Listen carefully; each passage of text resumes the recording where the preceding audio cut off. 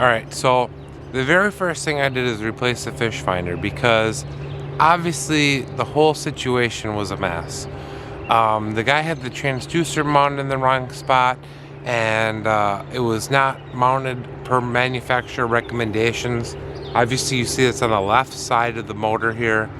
My propeller spins clockwise, and so we are within the specifications of where to mount our new transducer. Now, I had this thing out. I wanted to actually do a video of it for you guys, and I didn't have a lot of chance because we went to a lake that was like 3 feet deep, and I kept hitting stumps and hitting really shallow stuff, and it was just a constant nightmare. The fish finder really didn't work for me at all. You know, there's probably not a lot of them that maybe would have prevented the situation that we got into because of how shallow the water was, but the most important thing about fish finders is your cone. And I even went to Cabela's yesterday, and we were discussing this with the sales guy in the fish finder area, and I assume that person's supposedly educated in how this stuff works, and we got into a discussion about cone angles. Now, most typical fish finders are going to produce a cone where you have 30, let's say 30 feet of water, you're going to have 10 feet of visibility. So the best analogy I hear is think of an upside down ice cream cone. Your transducer is the tip of the cone, and what you see at the bottom is basically the opening of the cone. Now, depending on how deep the water is, that can change. And I had bought a fish finder because I needed something, right? I like the depth measurement. I like the idea of kind of knowing where you're going. The GPS is kind of a compelling thing. Obviously, if you're out on the water, and especially if you're in bigger water, you want to find fish. It's no fun out fishing without fish. So, fish finder, right? You can spend from $100 to $100,000 depending on what system that you want and what brand that you want. And I'm typically an educated customer, so I did a lot of research on this stuff, and I felt like Hummingbird was the way. The boat was already on Hummingbird, and I thought, well, we'll have 2 Hummingbird units. This would be great. One's kind of the driving one. The guy had the other unit head set up in this back corner of the boat, which didn't make a whole lot of sense because it's very difficult to see while you're driving unless you glance back at it. And so I wanted to have mine in my driving position so I could actually see what was going on while I was driving the boat. Seems to make a lot of sense.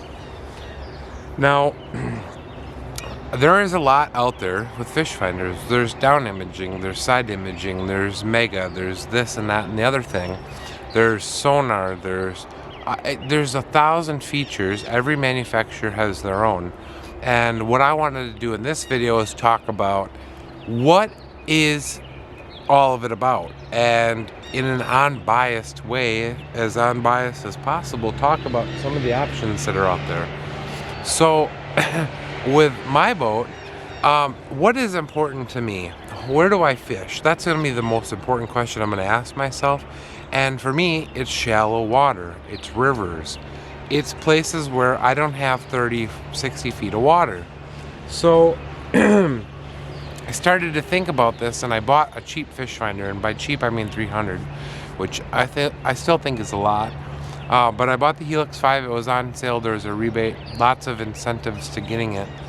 But the problem that I had with it was I immediately couldn't mark fish with it, and I couldn't figure it out. The GPS navigation was okay. The chart plotting was not good. I didn't have any lake contours on a very large, well-known body of water I was on. It's kind of clunky, the interface. And I'll talk about that because it's still in the boat and we're not going to take it out. But I have a new thing today, and that's what I want to talk to you guys about.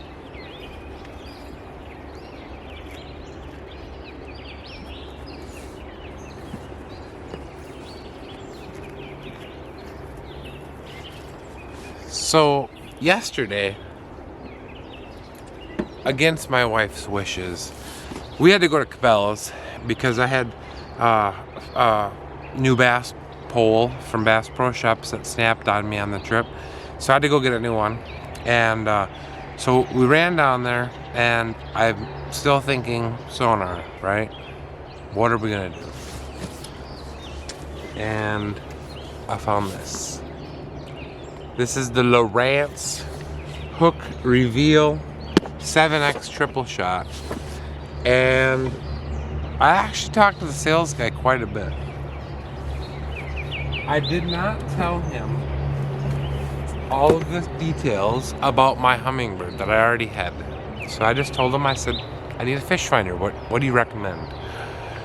And he actually put me on a Helix. So I asked him about Lowrance, and he said, don't like it. What else is there? We talked Garmin a little bit. Wasn't excited about it. So for all you companies that are listening, Lowrance, Hummingbird, Garmin, all of you, this is what influenced my buying decision. Lowrance had a $100 rebate. Lowrance has an easy to use out of the box sonar unit. Lowrance has all of the features that I want for $400. Hummingbird, Garmin, all of them were more expensive than the Lowrance with less features. Now, we're gonna do a shootout with these two today. Like I said, promised you we're gonna do that. And I wanna show you side by side kind of what the imagery looks like, and you guys can get your own opinion of what you guys think. And if you have an opinion about a brand, you know, mention in the comments what you guys think about this. But we're gonna find out. And one of these babies is going back today. Probably it's gonna be the Hummingbird, but no promises on that. But I'm gonna get to installing this baby in the boat, and I'll show you guys that along the process. It's pretty easy, so we'll get started on that right now. We'll be back at you.